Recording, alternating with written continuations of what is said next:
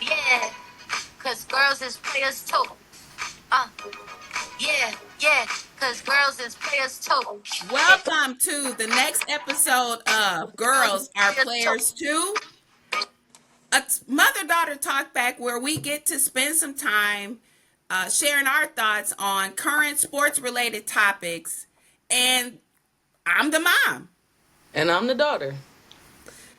So, why don't we just jump right into it today? May is Mental Health Awareness Month. And it's just been on my heart to really spend some time talking about mental health as it relates to athletes.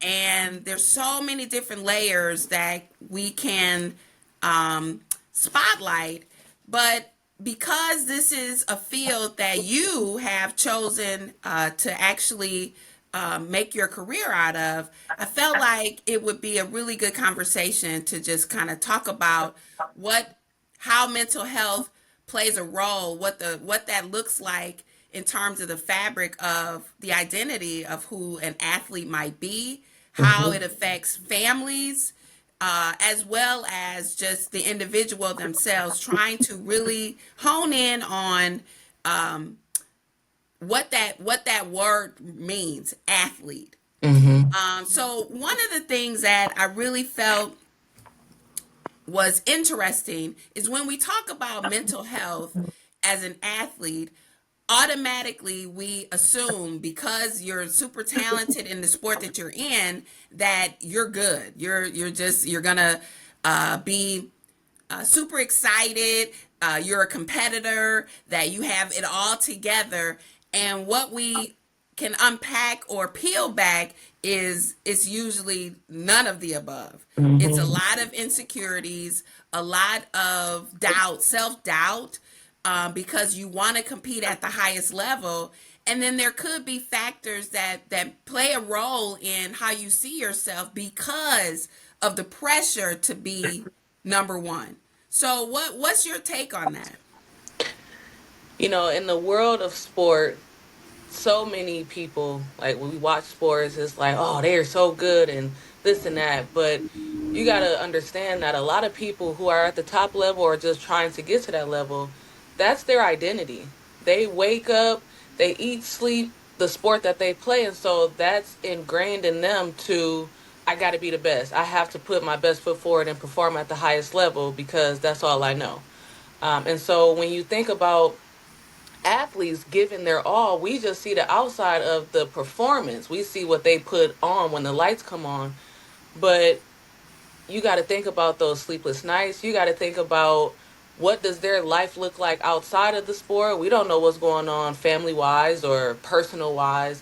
And so with it being Mental Health Awareness Month, I think it helps to start to look at that other layer outside of being the athlete, but what comes with that work or the energy that goes into being that athlete and just getting real on these are still people. These are still humans at the core. So we can hurrah and celebrate and applaud these great athletes from, amateur level to the pro level, but they are still people. So let's get into that. Just we got to take them as who they are, as people, as humans, and congratulate them and be happy about, the fact that once that ball stops dribbling or, the track stops or the ball, soccer or whatever sport they're in, can we still congratulate them and cheer them on as people, as humans, as they walk into, the real world and all of that. So I think this is huge as a episode that we're doing because it's real life. And I know for me, as I became a retired athlete, I had to look at what happens after that ball stops dribbling and I'm not putting the ball in the hoop anymore. And for me as a social worker, I think this is huge because there are a lot of layers when we look at depression and anxiety and stress that a lot of athletes go through to be at that high top level. So do you think people contribute to the um to how athletes see themselves. So, what about coaches? Because we know that so much of what many collegiate athletes, especially, A, you're trying to make the team, B, you're trying to get a spot, a starting role, or you're trying to just find your way to be significant for your team.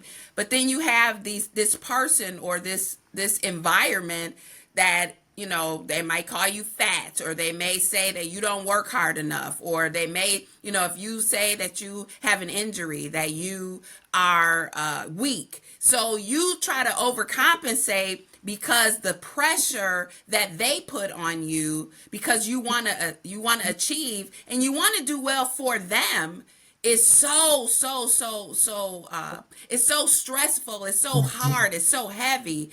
How do you, I mean, what do you think about how coaches or people that are in a position to lead can impact a student athlete? Yeah, coaches, they also have stress and other things that they have to worry about, or somebody they got to answer to. And so they want the best, because they're putting out basically a product. Like, if I'm the coach, this is what I'm putting out. I'm showing you that I have what it takes to hold down this position. And I know friends and people just in the sport world that have gone through stressful, just confidence, just taking confidence away from them from their coach, because it's like you want to go to a place where you are going to be able to grow, you'll be able to learn, but you're able to still perform and do what you love to do. And that's what it should always come back down to, being able to continue to love what you do at that higher level. And coaches, it's unfortunate because they are the ones that definitely strip your confidence, and then it's like they are the confidence builders all in one. So as a player, you don't know if you're coming or going, because at 6 a.m. workouts, and we know 6 a.m. workouts are tough in itself to just roll out of bed and practice, but you are expected to give 100% at 6 a.m. And then to go on the court, if you have injuries that you know are just pushing through, and you're only able to give 75%, that coach is looking at you like, well, you can sit on the bench, because I got the next person who can come out here and do what you're doing if you're not giving 100%.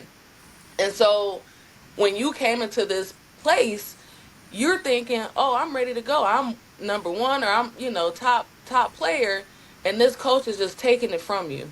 And so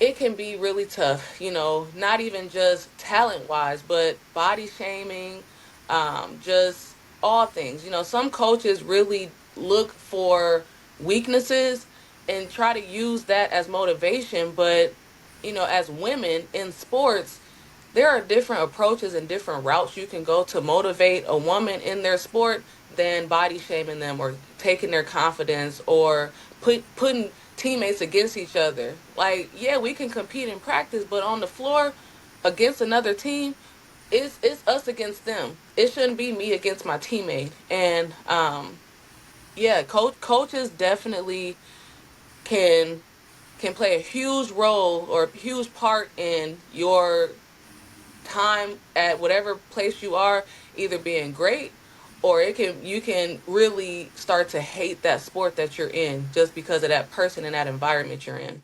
Do you feel that it's a form of manipulation? Because some people have a control Mhm. complex, so Mhm. I'm in charge. So this is what I say, because my title says coach, I get to curse, I get to say whatever I want, I get to be the enforcer, but it's kind of like a form of abuse, Mhm. because are you're not equal in terms of stature, but Mhm. yet the performance of the player impacts the outcome of the game. And Mhm. I think, or the sport that you're in. And I think manipulation is a word that I get, for me, I want to maybe spend a little bit more time on, because I think that has so much to do with how we see ourselves, Mm-hmm. or how we the actions that we put forth because we don't want to disappoint, but yet there's a form of coercion that happens because there's a person that is whose role has more weight Mm-hmm. technically, Mm-hmm. and because of that you want to be respectful, but also you are controlled. You're there. It's a form of abuse. Yeah. Manipulation is a word that I would say it is because, you know, as a coach, yes, you have that title, but the players are in the sport that they're playing, they're the ones out there doing it. So they're seeing different matchups. They're seeing, what's working, what's not working. And a player should be able to up to the coach and say, hey, can we try X, Y, and Z? Or maybe we should try this. And the coach is like, oh, okay, yeah. Instead of, well, now you're talking back. So hit the bench or somebody else come in because, you're going against what I'm saying. And that too, that manipulation or that just mind games can definitely lead to a player either just going to the left of I don't even want to play anymore, or becoming like rebellious of, well, now I just have to try to find a way to, if this coach don't want to take advice or listen to what's being said, then I'm just going to do what I need to do to be successful. And so then you get these battles, between players or between coach and players, because of that manipulation. And that too is where that, going back to just that confidence, once a coach feels like, well, now they are undermining me, I'll just show them by not playing them. And it's like, now who are you hurting? You're trying to make a point or make a scene out of me, but now our team is suffering. So what is the goal here? And I just think in life we are always learning something. Where there's a way to always learn and soak in things.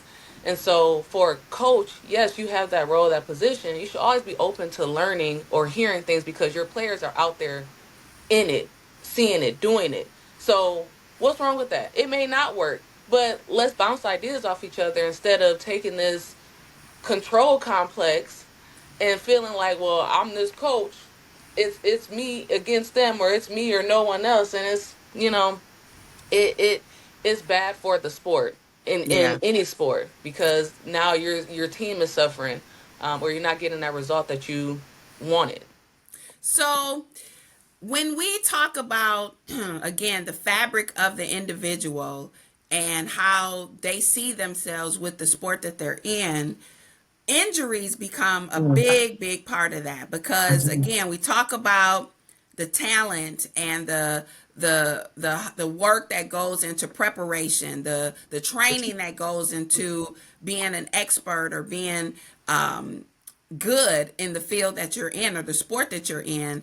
But what happens when you can't do it because you Mm-hmm. become injured? Mm-hmm. I fortunately went through my collegiate years with no injuries, so I was able to be available for all the games that we had. But when you can't do what you're good at, how does that how does that impact your psyche when you look in the mirror and now you can't do it? Now we as a family we are very athletic, a lot of athleticism within our family. We both play college basketball. My brother played college football. My nephews played football, and one ended up playing college baseball. I got another nephew that's in cheer. Super superb athletes. Sister Hall of Famer and all of the things that she was accomplishing at the track level. But so many of you guys, so many of us had injuries, Mm-hmm. Mm-hmm. so what does that really, how does that impact how you see yourself when you can't do it? Yeah, one thing I'm gonna say is I did not get your genes of missing that whole injury bug, we'll say. Because in my athletic career, getting through high school, I was able to get through my high school years, all 4 years, with no injuries in season. Now I did have an injury at towards the end of our my sophomore season, which stung, but I was able to still be a part of every game in high school. And so a lot of my injuries came in the summertime. And then when I got to college, I did 5 years in college because I was able to redshirt due to injury. Um, I've had six, yeah, six knee surgeries. And when you are, I'm even going to backtrack. In my injuries over the summer, like I had colleges calling, sending letters, communicating throughout my high school years, throughout the summer, and you start to see all of that wash up once you're hurt, because it's like, well, we don't want to commit to a player that's going to be injured. So that in itself, I'm not even committed to a college, but that's a confidence shot, because it's like, well, dang, nobody wants me because I'm hurt. So then I actually found a place that I was happy to go to. It was still kind of local for my family to get to games and things. And then I get hurt freshman year. And coming in, I mean, just, I don't want to say there was hype around me coming into college, but I finished my high school career on a high note.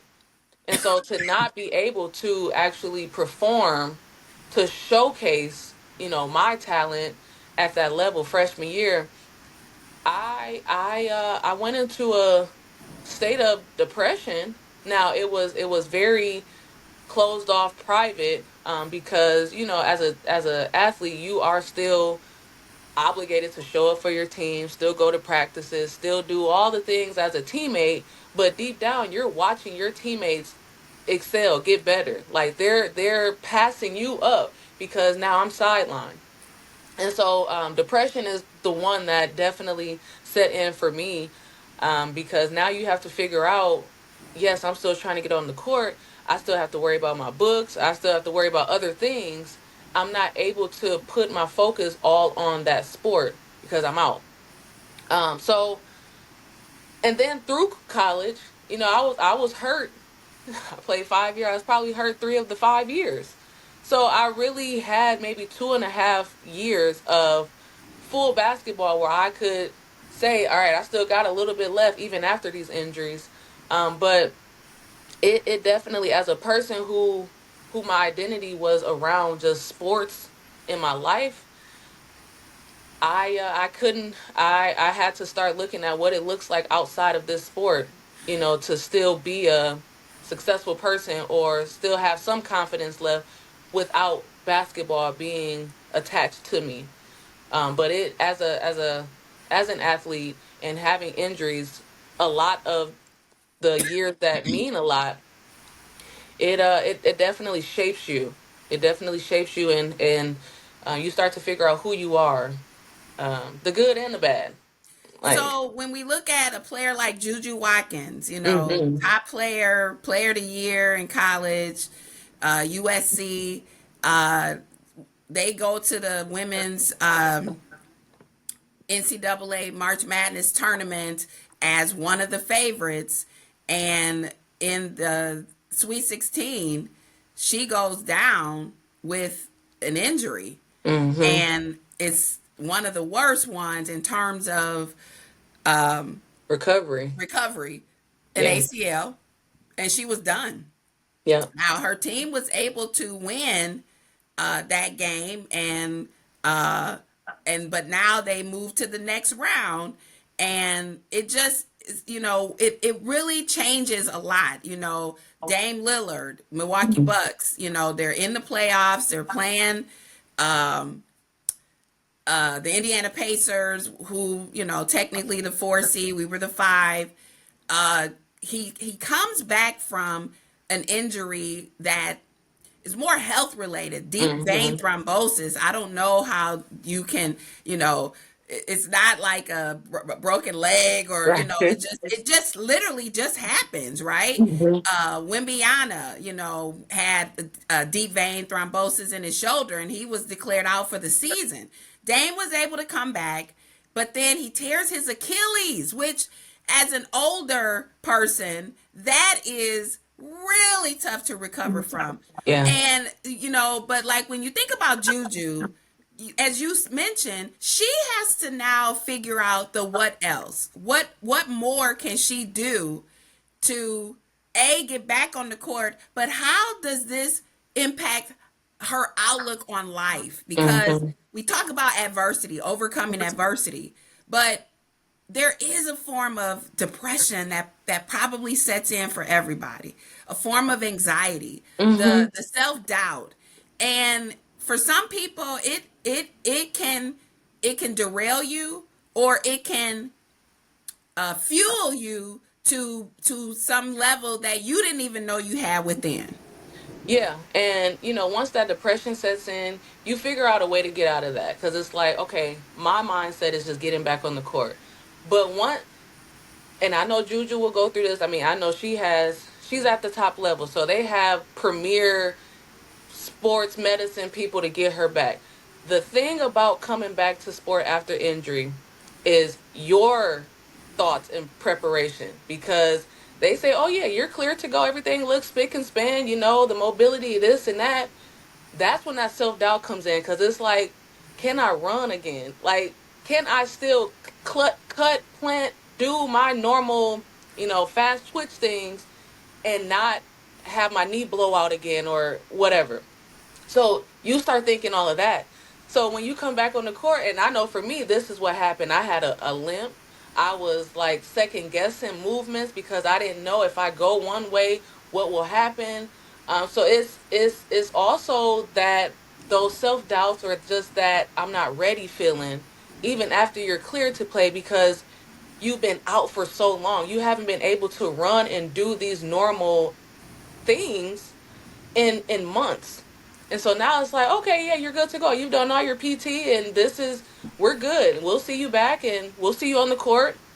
And it's like, whew, that's when anxiety comes in, because now it's like, can I even come back and be as explosive, still shoot that deep three, well beyond the three, because I have my legs under me. And for me, I to this day still don't have a muscle that I need because of just that procedure that I had. And I've spent years working and building, but it definitely is a blow internally, because now it's like, I don't even know if I have what it takes to even come back to do. And that's all my mind has been on, is just getting back on the court. But now I don't even know if I'm ready. And like I said, Juju is at USC top level. She has all the resources she has in the palm of her hand. But it's the mental thought process that starts to go into overdrive. Because now you like, I'm back to where I know, like, this is my ground, my sanctuary, and I don't even know if I can give what I was given 6 months ago, 8 months So ago. so how do you overcome that? Because obviously, to have depression, anxiety, self-doubt, it can lead to thoughts of suicide. It can lead to Mm-hmm. thoughts of harming yourself or Hmm. quitting, because you just don't know how challenging the road is going to be to come back or to recover, when you have coaches that body shame you or make Hmm. you feel inferior or question the the discipline that you have to excel in your craft. How do you overcome that? Is it therapy? Is it a village that you are Hmm. surrounded by? Like, what does that look like? Yeah, I know when my depression set in, for people it's different. Like when people become depressed, they either eat or they don't. I was the not eating. So for me, I didn't necessarily put on weight or things because I couldn't play. But if you're not able to run, and you're not able to be active, naturally the body does start to build, it, as you eat and still do normal living things. Your body responds in that way. And so when you talk about depression, anxiety, stress, overwhelm, PTSD, because that is a traumatic something happening in your life, it definitely you definitely have to dig in internally of just like, okay, where am I right now? What do I want out of life right now?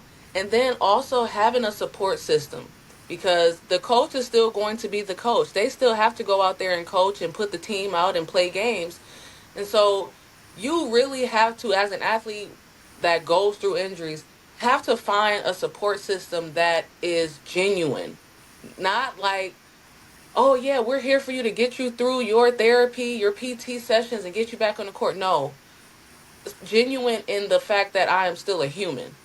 Like, can I come and talk to you just about all things, not just sports? Like, I just need a person or people in my corner that's here for me as a person, not as an athlete. And some people go the route of therapy, and therapy is a great resource for people if they feel they need it. But there are so many approaches in life, even outside of the sport world, that people take to help them overcome. There's different groups. There are, different people. Some people find another avenue, like another outlet. So it may not be sports right now, but some people get into music or different hobbies that they take up, and they find a core group of people that they can just be themselves. So there, like I said, there are many ways to get yourself out of that you just internally have to be willing to get out of that and not live in that self-pity. Like, nah, I'm hurt, so everybody else is doing this and what. No, there is still life to live. And with you going through your PT and doing everything you need to do, you will eventually get back on the court, but you still have to live. And so I'm just saying, or promoting, or encouraging that if you do fall into that place of depression, anxiety, going through PTSD, find an outlet, find people who care about you genuinely as a person, and really lean into that, because it makes coming back to your sport, or any coming back from anything, it makes it that much more motivating, that much more like you take that level of overwhelm and stress off, because now it's like you now have another outlet or people that's cheering for you regardless of what it is that you do. So Well, we know that there have been pretty, high profile athletes, Kevin Love, DeMar DeRozan. They've expressed their mental health challenges that have plagued them. And again, I think we just assume that the outer that we see, these are millionaires. They're hmm making money. They get to play basketball and all these great things. And I know there's a significant amount of pressure from female athletes that have they've endured a lot, because the media can put a lot on you as hmm well. When Serena Williams had her baby, after she had her baby, she needed one more grand slam to hmm be the all-time best in tennis, to surpass Margaret Court. But it's like she didn't win another tournament, and she sustained some injuries that kept her out. She came back. She got to the finals a lot in the many tournaments, but she did not win. hmm And so the media, we can be so nasty and so cruel.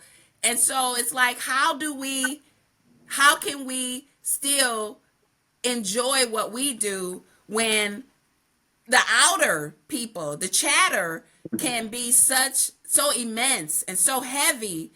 All I want to do is hit this ball over the net, get the ace, and get out of here. That's it. That's it. That's all I want to do. Yeah. But the media can be so difficult as well. Yeah, the media definitely brings in those stigmatizing thoughts and beliefs, and just making negative comments. And for Serena, as an African American woman, I think she did an amazing job just showing that this is the sport that I love since 11, 7, years old. So I'm going to go out loving that sport. I don't need to put any more pressure on myself to prove to y'all that I know I'm great. And so that was what she put out in the world. Like, I'm going out on my at the beat of my own drum. And that, for me personally, that's how I went out too. Like, I had a fifth year, and it's like, you know what? I just want to go out saying that I finished. I'm not trying to get to that next level. I just want to be able to walk. But if I have another year, I'm going to do what I love and go out on my at my rate. And so, mental health, this is the month of mental health, so I'm just going to put it out there, is check in with your people at the highest level, or just, regular people. Check in with the people, but genuinely, because we don't know what each other are going through, and sometimes that check in can mean a lot for somebody to just get through their day. Okay, you don't have to know what somebody is going through, but just that check in, or being intentional around how you take care of yourself, our well-being, our mental health well-being, means a lot as well. So if nothing else, after you listen to this episode, find something that works for you, so that at the end of a stressful, chaotic day, you know what you can put back into yourself to keep you going and feel fueled up. Woo-wee. Well, thank you for that information. And, I just felt that this was something that we probably should talk about, because we've all experienced some challenges. And as we sign off, again, Mental Health Awareness Month is the full month of May. As Brittany said, check in on people. We don't want this to be a situation where you only focus in on this for the month, because that's the month, but more so just be mindful, because again, we scratch the surface. Obviously, we Mhm. can spend more time on this because there's so much more that we could expound on. But I think at the core, we really just want to make sure that people understand you're not alone. Mm-mm. This has happened to so many people, but asking for help, getting help, and having a social network or a network of people that you surround yourself by becomes so critical. And we applaud everyone who takes that next step towards recovery. So thank you so much for listening. This was heavy, but definitely, hopefully inspiring. Cause So as we girls, sign off for uh, Girls Are Players Too, I'm yeah, the mom. And I'm the daughter. Have a good one. cause girls is players too. Bitches get money all around.